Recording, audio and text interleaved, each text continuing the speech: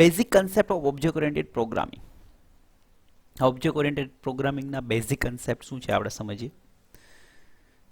કોઈ પણ વસ્તુ આપણે શીખીએ એની પહેલાં એના જે બેઝિક જે પાર્ટ હોય એ સમજવો ખૂબ જરૂરી છે. તો એમાં સૌથી પ્રથમ જે પાર્ટ છે ઇટ ઇઝ ઓબ્જેક્ટ. આપણે ઓબ્જેક્ટ ઓરિએન્ટેડ પ્રોગ્રામિંગ શીખીએ છીએ એનો મેઇન એક બેઝિક જે યુનિટ છે, નાનામાં નાનું યુનિટ, એ ઓબ્જેક્ટ છે. ઓબ્જેક્ટ વિશે આપણે આગળ સમજી ગયા કે રિયલ વર્લ્ડ એન્ટિટી છે કે જેની અંદર સ્ટુડન્ટના અલગ અલગ બધી વસ્તુઓ આવે છે. એની અંદર આપણે કોઈ પણ ઓબ્જેક્ટમાં ડેટા અને ફંક્શન સ્ટોર કરીએ છીએ. તો એ જ વસ્તુ અહીંયા કીધી છે કે રિયલ ટાઈમ એન્ટિટી કોઈ પણ છે એને ઓબ્જેક્ટ કહેવાય છે. એક્ઝામ્પલ તરીકે person, place, bank account, table of data, આ બધી વસ્તુને શું કહેવાય છે? ઓબ્જેક્ટ કહેવાય છે કે જેને આપણો પ્રોગ્રામ હેન્ડલ કરશે. મતલબ આપણે કોઈ પણ પ્રોગ્રામ બનાવીએ ઓબ્જેક્ટ ઓરિએન્ટેડમાં તો એની અંદર જે ઓબ્જેક્ટ માટે આપણે બનાવીએ છીએ પ્રોગ્રામ એ બધાને ઓબ્જેક્ટ કહેવાય છે. બાકી દુનિયામાં તો બહુ બધા ઓબ્જેક્ટ છે પણ જેના માટે તમે પ્રોગ્રામ બનાવો છો એ તમારા પ્રોગ્રામનો ઓબ્જેક્ટ બનશે. એની અંદર આપણે યુઝર ડિફાઇન ડેટા પણ આપણે રિપ્રેઝન્ટ કરી શકીએ, જેમ કે વેક્ટર, ટાઈમ, લિસ્ટ, ઇટીસી. અને programming problem is analysed in term of object and the nature of communication between them. આપણે પ્રોગ્રામ માટે જે પ્રોબ્લેમ છે, જે પ્રોગ્રામ બનાવવો છે, એના માટે જે બી કંઈ વિચાર કરશું ને એ આપણે કોના આધારે કરશું? ઓબ્જેક્ટના આધારે કરશું. અને એના ઉપર આપણે આખું કોમ્યુનિકેશન સેટ કરશું. Program objects should be chosen such that they match closely with the real world object. તમે જે પ્રોબ્લેમને સોલ્વ કરવા માટે પ્રોગ્રામ બનાવો છો એની અંદર જે બી ઓબ્જેક્ટ લેશું આપણે કોઈ પણ, એ ઓબ્જેક્ટ રિયલ વર્લ્ડના ઓબ્જેક્ટને એકદમ ક્લોઝલી હશે. જેમ કે સ્કૂલ મેનેજમેન્ટ માટે આપણે બનાવીએ સ્ટુડન્ટ નામનો ઓબ્જેક્ટ, તો રિયલની અંદર જે સ્ટુડન્ટ છે એના જેવો જ હશે. Object tech up space in memory. કોઈ પણ ઓબ્જેક્ટ છે મેમરીમાં જગ્યા રોકે છે. એને જે મેમરીમાં જગ્યા રોકી છે એનું એસોસિએટેડનું એડ્રેસ પણ એની પાસે હશે. જેમ પાસ્કલની અંદર રેકોર્ડ છે અને સ્ટ્રક્ચર સીની અંદર સ્ટ્રક્ચર છે.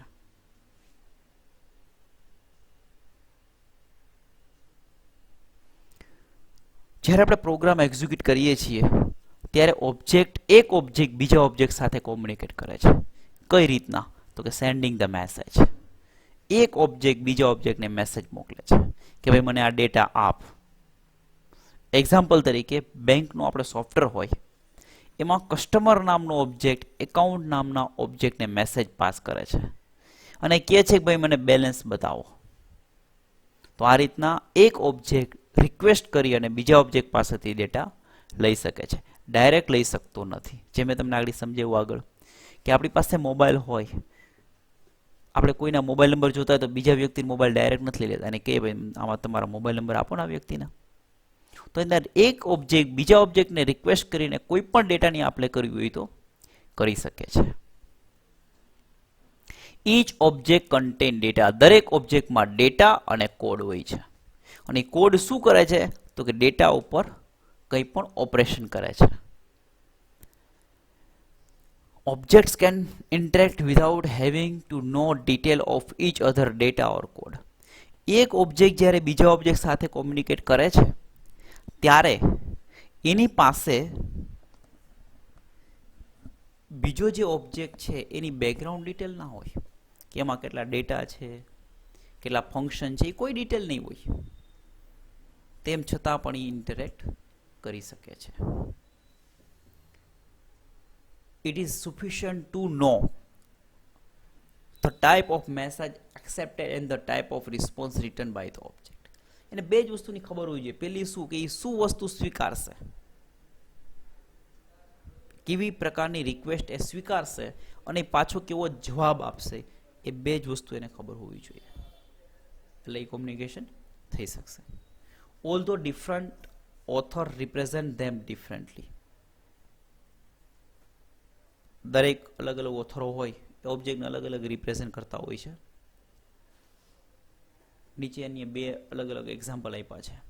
સ્ટુડન્ટ નામનો ઓબ્જેક્ટ છે પેલું એક આ રીતના બતાવ્યું છે અને બીજું આ રીતે બતાવેલું છે.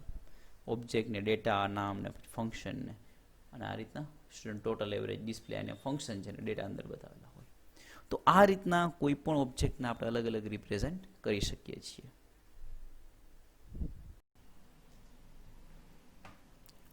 Next class. ક્લાસ શું વસ્તુ છે? તો કે તમે ઓબ્જેક્ટ બનાવ્યો છે, ઓબ્જેક્ટ જે વસ્તુ પરથી બને છે એ ક્લાસ છે. બેઝિકલી સમજીએ તો ક્લાસ એક યુઝર ડિફાઇન્ડ ડેટા ટાઈપ છે કે યુઝર એને ડિઝાઇન કરે છે, એની અંદર વેરિયેબલ અને ફંક્શનો બનાવે છે, એટલા માટે એને યુઝર ડિફાઇન કહેવાય છે. એ ક્લાસ બન્યા પછી આપણે એનો પરથી ઓબ્જેક્ટ બનાવી શકીએ. એમ જોઈએ તો ઓબ્જેક્ટ એ ક્લાસનો વેરિયેબલ છે. એટલે પહેલા તો આપણે ક્લાસ બનાવશું અને ક્લાસ બન્યા પછી આપણે ઓબ્જેક્ટ ક્રિએટ કરી શકીએ. ક્લાસ વગર આપણે ઓબ્જેક્ટ ક્રિએટ કરી શકતા નથી. We just mentioned that object contain data and code to manipulate the data. ઓબ્જેક્ટમાં ડેટા અને કોડ હોય છે.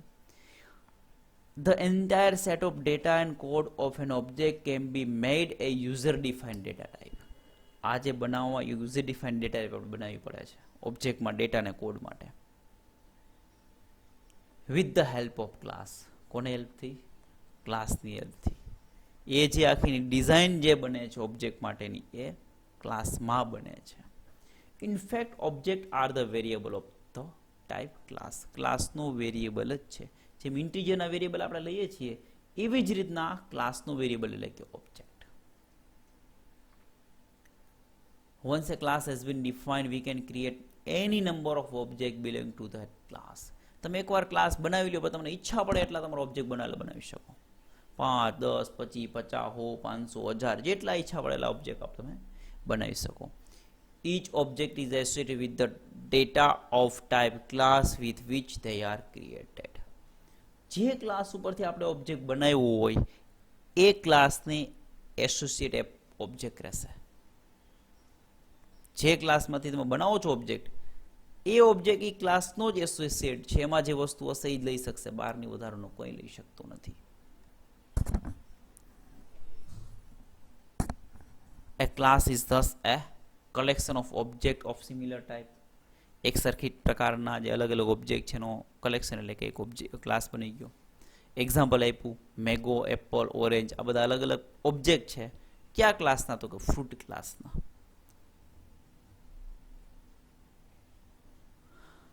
Class are user defined data type. Class એક પ્રમાણે યુઝર ડિફાઇન્ડ ડેટા ટાઈપ છે, મેં તમને આગળ સમજાવ્યું. And behave like a built in type of programming language.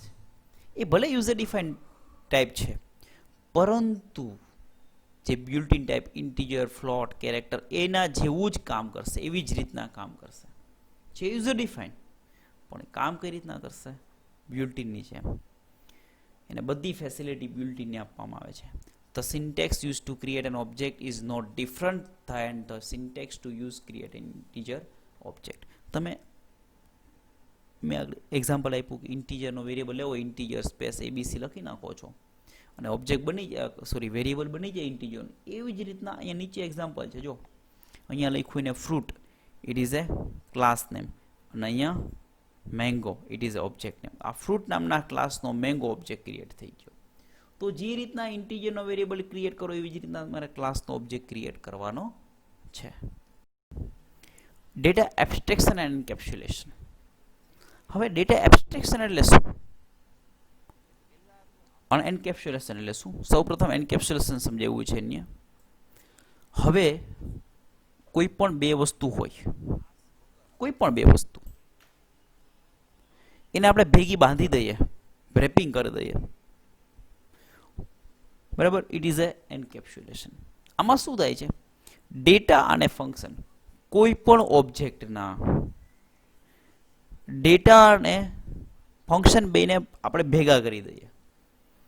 હવે કેવું થશે? જે તે ઓબ્જેક્ટ કે જે તે ક્લાસ જે બી આપણે લઈએ, જે તે ઓબ્જેક્ટના ડેટા છે એ જ ઓબ્જેક્ટના ફંક્શન ઉપયોગ કરી શકે, બીજું કોઈ નહીં.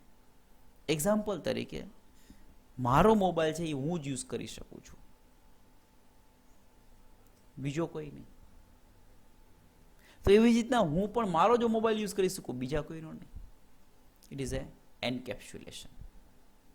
થોડું પ્રેક્ટિકલ સમજાવવું. આપણે સ્ટુડન્ટ નામનો ક્લાસ બનાવ્યો હોય, આગળ વાત કરીએ, અને એના ઉપરથી 50 સ્ટુડન્ટો બનાવી નાખ્યા, S1 S2 S3. હવે જ્યારે S1 નામના વિદ્યાર્થીનો એડમિશન ચાલતું હોય તો એમાં નામ કોનું આવશે? S1 નું જ આવશે. અને જ્યારે S1 ને પૂછવામાં આવે તો ભાઈ તારું નામ શું છે, તો S1 એનું જ નામ બતાવશે, બીજા નામ નહીં બતાવે. તો આ રીતના S1 નામનો ઓબ્જેક્ટ છે એનું ફંક્શન, એનું કોઈ પણ ફંક્શન, એડમિશન હોય, એટેન્ડન્સ હોય, કોઈ પણ ફંક્શન S1 નો ડેટા જ ઉપયોગ કરશે, S2 નો ઉપયોગ નહીં કરે.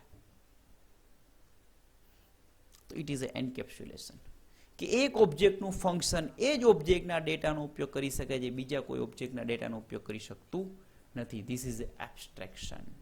Sorry, this is a data encapsulation. Data encapsulation is a most striking features of class. ક્લાસનું બહુ સારામાં સારું અને સ્ટ્રિકલી ફંક્શન છે. એને જરાયમાં બાંધછોડ નહીં ચાલે કે ના ભાઈ થોડોક ડેટા બતાવી દે ને, એવું આમાં નહીં ચાલે. The data is not accessible to the outside world and only those functions which are wrapped in the class can access it.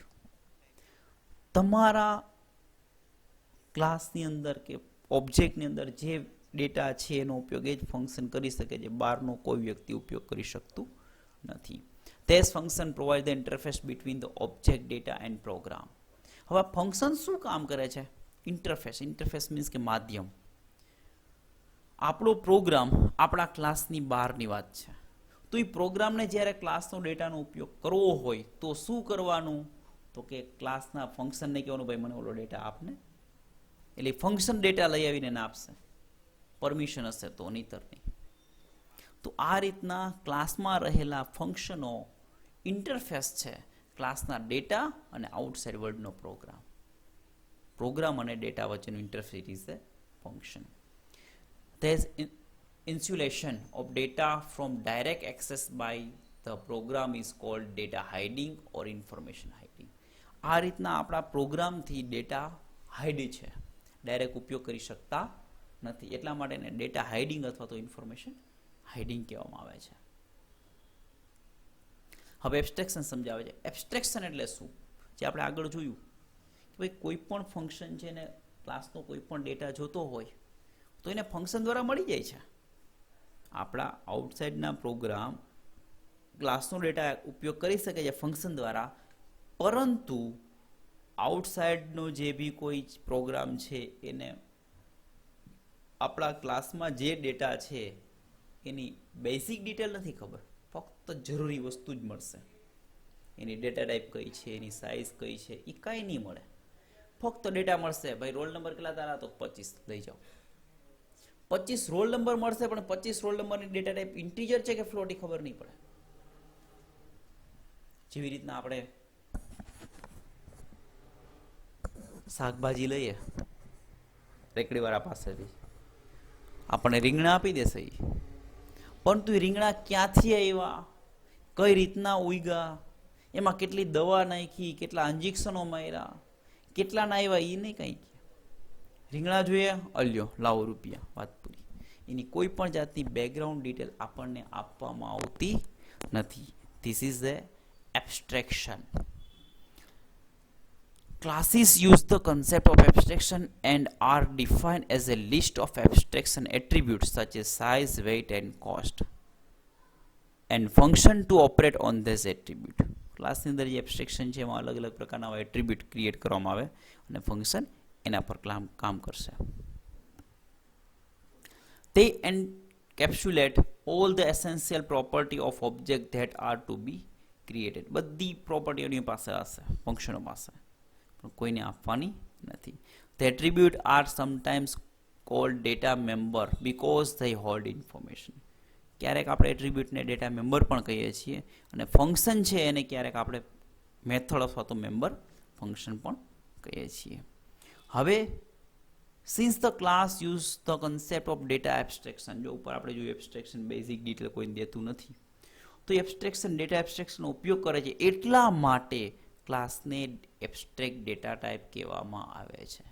પોતાની બેઝિક ડિટેલ જે દુનિયાને દેવાની નથી એ કોઈને બતાવતું નથી, એટલા માટે એને એબ્સ્ટ્રેક્ટ ડેટા ટાઈપ કહેવાય છે. શું કહેવાય છે? Abstract data type. ક્લાસ છે એ એબ્સ્ટ્રેક્ટ ડેટા ટાઈપમાં આવે છે. ઇનહેરિટન્સ. ઇનહેરિટન્સ એટલે શું? તો કે આપણે આગળ ક્લાસ સમજ્યું, કોઈ પણ એક ક્લાસ આપણે બનાવેલો છે. હવે એ ક્લાસ ઉપરથી આપણે બીજો ક્લાસ બનાવવો છે.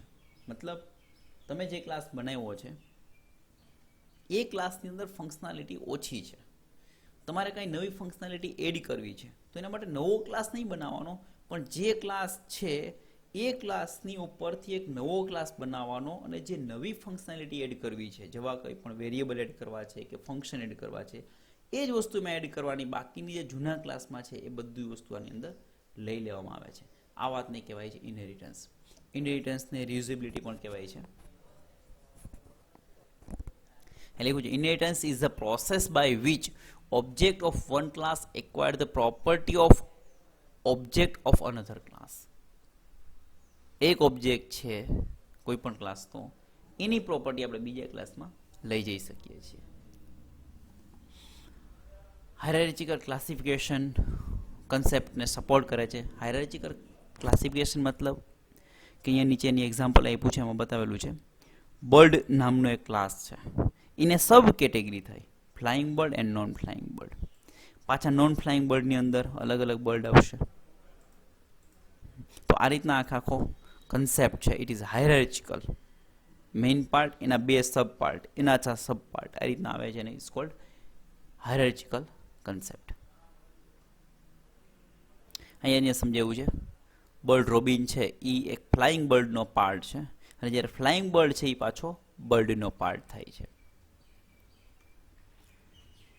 હવે principle behind this sort of division is that each derived class share common characteristics which the class from which it is derived as illustrated in figure. હવે શું કીધું છે? આવું ડિવિઝન છે એનું શું મેઇન પાર્ટ વાત, એની પ્રિન્સિપલ શું છે? તો કે એવું સમજાવે છે કે તમારા જે બે સબ ક્લાસ છે, એક્ઝામ્પલ તરીકે ગયા flying bird and non flying bird, આની કોમન કેરેક્ટરિસ્ટિક્સ અમુક હોય. એ જે કોમન કેરેક્ટરિસ્ટિક્સ કેમ આવશે? બર્ડમાં. ટૂંકમાં બર્ડમાં જેટલા બી એટ્રીબ્યુટ્સ હોય, જે બી કોઈ વેરિયેબલ હોય, જે બી કોઈ ફંક્શન હશે, એ બંને ફ્લાઇંગ બર્ડ અને નોન ફ્લાઇંગ બર્ડમાં લાગુ પડશે. બે માટે એ કોમન હશે. હવે બેમાં જે ડિફરન્ટ છે એ આપણે અહીંયા એટ્રીબ્યુટ આપવાના નવા ક્લાસમાં.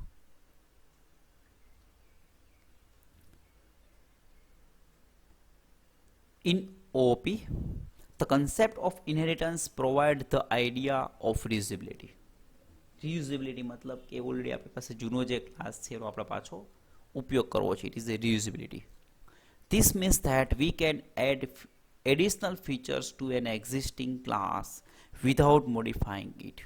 મતલબ એવો થાય કે કોઈ પણ આપણી પાસે ક્લાસ હોય એમાં આપણે ફેરફાર કરવો હોય તો ફેરફાર કરી શકીએ, એમાં નવા કંઈ પણ ફીચર્સ એડ કરવા હોય તો આપણે એડ કરી શકીએ છીએ. જે જૂનો ક્લાસ છે એમાં કોઈ જાતના ફેરફાર કરવાના નહીં.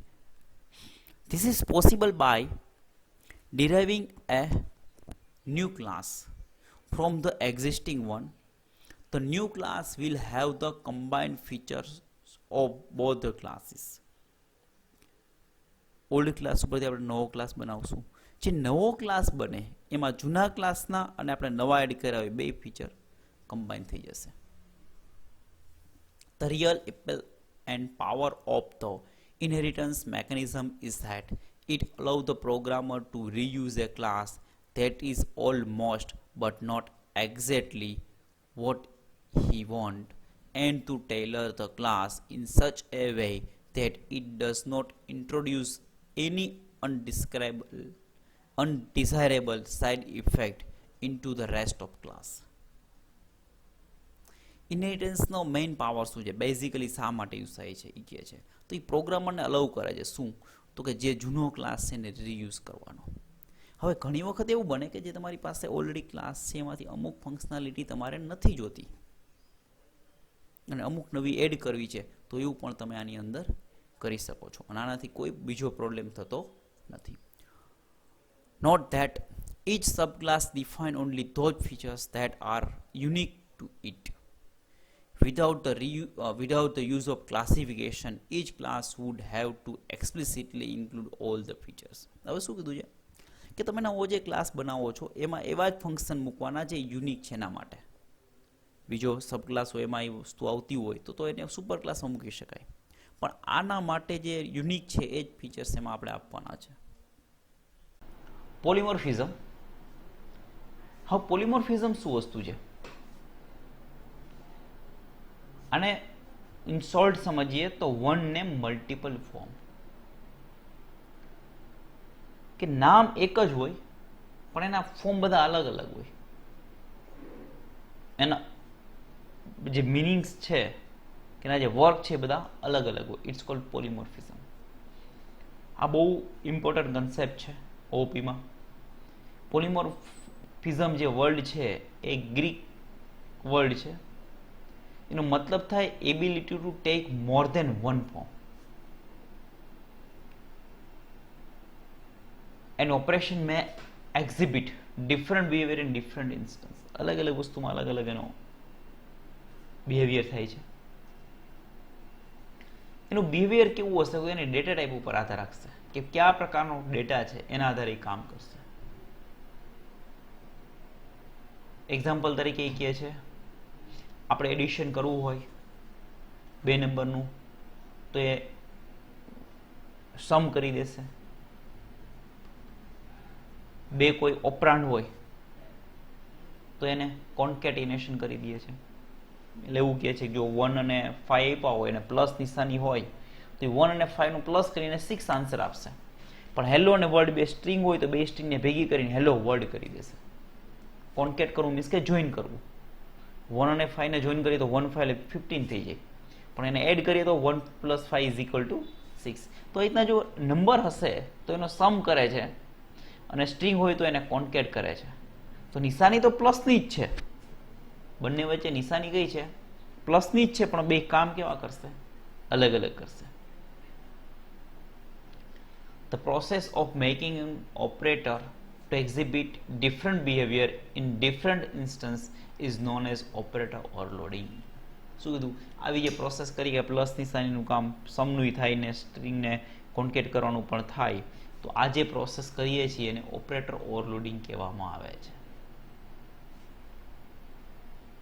એક નીચે ઇમેજ છે આની અંદર બધામાં ડ્રો નામના ફંક્શન છે. અહીંયા શેપને ડ્રો કરશે, અહીંયા સર્કલ કરશે, અહીંયા બોક્સ કરશે, અહીંયા ટ્રાયંગલ કરશે. નામ એક જ છે પણ બધામાં કામ કેવા થઈ જશે ડિફરન્ટ થઈ જશે. તો એક સિંગલ ફંક્શનનું નામ છે એના દ્વારા આપણે અલગ અલગ એના આપણે શું કહેવાય કે વર્ક કરાવી શકાય છે. એટલે જ લખ્યું છે figure illustrate that the single function name can be used to handle different number and different type of argument. એક ડ્રો છે એની અંદર એક આર્ગ્યુમેન્ટ, તો બીજા ડ્રોની અંદર 2 આર્ગ્યુમેન્ટ પણ હોઈ શકે છે. એટલે એક કરતાં વધારે અલગ અલગ આર્ગ્યુમેન્ટ આપણે આપી શકાય.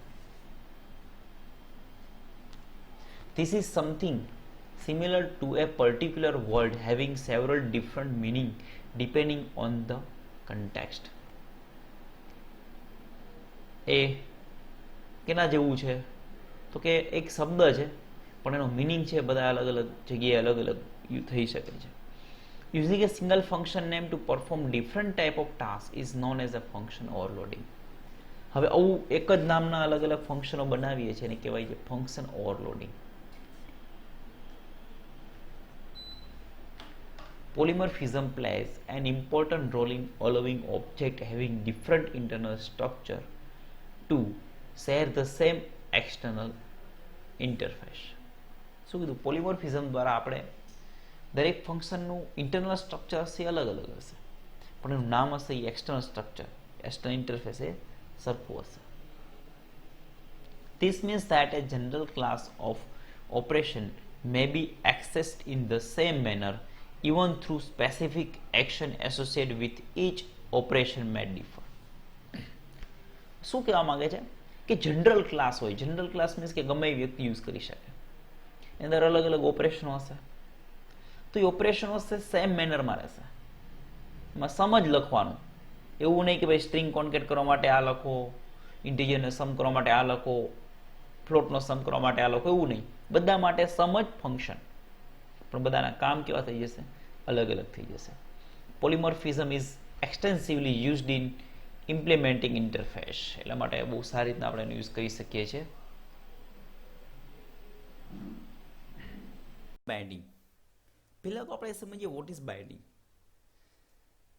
આપણે આગળ ઇનહેરિટન્સ અને પોલિમોર્ફિઝમ જોયું.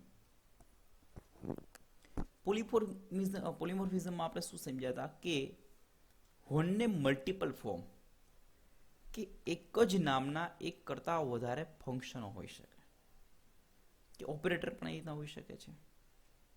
અને ઇનહેરિટન્સમાં આપણે શું જોયું હતું, તો કે એક ક્લાસ ઉપરથી બીજો ક્લાસ બનાવવામાં આવે છે.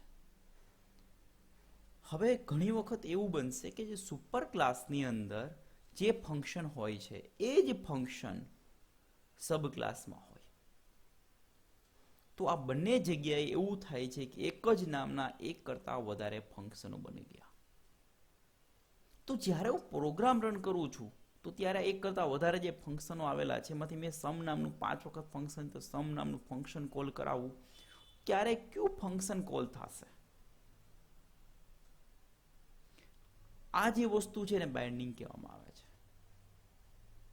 અને લિંકિંગ પણ કહે છે કે રન ટાઈમ નક્કી કરવામાં આવશે કે સમ નામનું ફંક્શન 5 છે તો એમાંથી ક્યુ કોલ કરાવવું. It is linking or binding. બે પ્રકારના બાઇન્ડિંગ છે, ડાયનેમિક અને સ્ટેટિક. આ ડીપની અંદર આપણે આગળ ચેપ્ટરોમાં સમજવાનું છે, અહીંયા જસ્ટ કન્સેપ્ટ છે. તો આપણે અહીંયા રીડ કરીએ. Binding refers to linking of a procedure call to the code to be execute in response to the call. જ્યારે ફંક્શન કોલ કરવામાં આવે છે ત્યારે કયો કોડ રન કરવો છે, કયો કોડ એક્ઝિક્યુટ કરવો છે એ નક્કી કરવામાં આવે છે. It is binding. Dynamic binding is also known as lead binding. યાદ રાખવું, ડાયનેમિક બાઇન્ડિંગ અથવા તો લેડ બાઇન્ડિંગ, અને સ્ટેટિક બાઇન્ડિંગ અને earlier binding. Dynamic binding means that the code associated with a given procedure call is not known until the time of the call at runtime. આમાં શું કીધું છે, જ્યારે તમે પ્રોગ્રામ રન કરો ત્યારે જ ફિક્સ થશે કે કયો કોડ રન કરવો છે, એની પહેલાં નક્કી થઈ શકતું નથી. અને ડાયનેમિક બાઇન્ડિંગ અથવા તો લેડ બાઇન્ડિંગ કહેવાય. જો એ પહેલાં નક્કી થઈ જાય કમ્પાઇલ ટાઈમ, તો એને સ્ટેટિક બાઇન્ડિંગ અથવા તો અર્લિયર બાઇન્ડિંગ કહેવામાં આવે છે. મતલબ 5 ફંક્શન છે સમના, એમાંથી સમ તમે કોલ કરાવો ત્યારે ક્યુ ફંક્શન રન કરવું એ રન ટાઈમ નક્કી થાય, જ્યારે પ્રોગ્રામ રન થતો હોય ત્યારે એને ડાયનેમિક બાઇન્ડિંગ કહેવાય. અને જો એ વસ્તુ નક્કી કમ્પાઇલ ટાઈમ થઈ જશે કે ભાઈ 5માંથી ક્યુ કોડ રન કરવો છે, it is earlier binding or static binding. આનું પ્રેક્ટિકલ આવશે તમારા આગલા ચેપ્ટરોમાં, ત્યારે તમે વધારે ક્લિયર થઈ જશે. A function call associate with a polymorphic reference depend on the dynamic type of that reference. આ કોના ઉપર નક્કી થાય છે, તો કે એની જે ટાઈપ હોય ને એના ઉપર. એની ટાઈપ ડાયનેમિક હશે તો એની જે ડાયનેમિક ટાઈપ હશે એના આધારે નક્કી થશે કે આપણે ક્યુ ફંક્શન કોલ કરવું છે.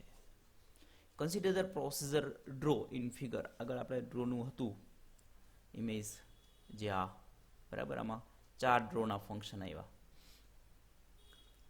By inheritance every object will have this procedure. દરેક ઓબ્જેક્ટમાં એ પ્રોસીજર હશે. Its algorithm is however unique to each object. દરેક યુનિક માટે એ દરેક ઓબ્જેક્ટ એના માટે યુનિક હશે.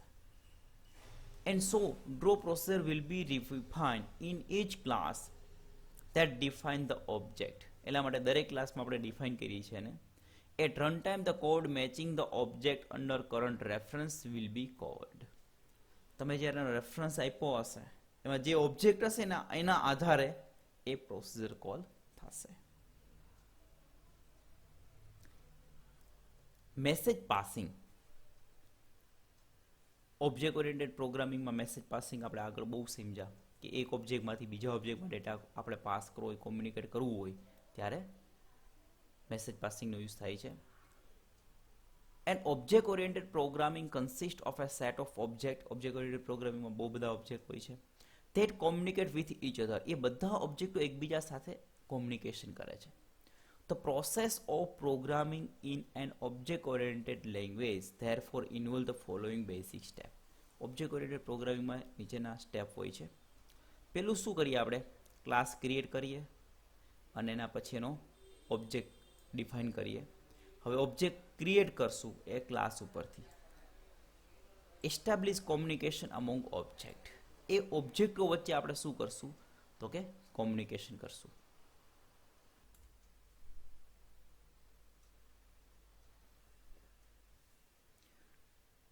Object communicate with one another by sending and receiving information much as same way as people pass message to one another. Object જે communication કરે કેવું હોય છે? મેસેજ મોકલે છે ને પાછો જવાબ આવે છે. સેમ આપણે કરીએ છીએ એવું. હું તમને કોઈ મેસેજ મોકલું તો મને રિપ્લાય આપો. એ જે કોમ્યુનિકેશન છે એવું જ કોમ્યુનિકેશન ઓબ્જેક્ટની અંદર હશે. મેસેજ કોમ્યુનિકેશન એક make it easier to talk about building system બનાવવા માટે આ મેસેજ પાસિંગ છે એ ઘણું બધું સરળ રહે છે, આવા હેલ્પફુલ રહે છે. તે directly model or simulate their real world counter part. આપણે જે કોઈ સોફ્ટવેર હશે એની અંદર જે બધી કામ છે એ બધા મેસેજ પાસિંગ દ્વારા આપણે સરળતાથી કરી શકીએ છીએ.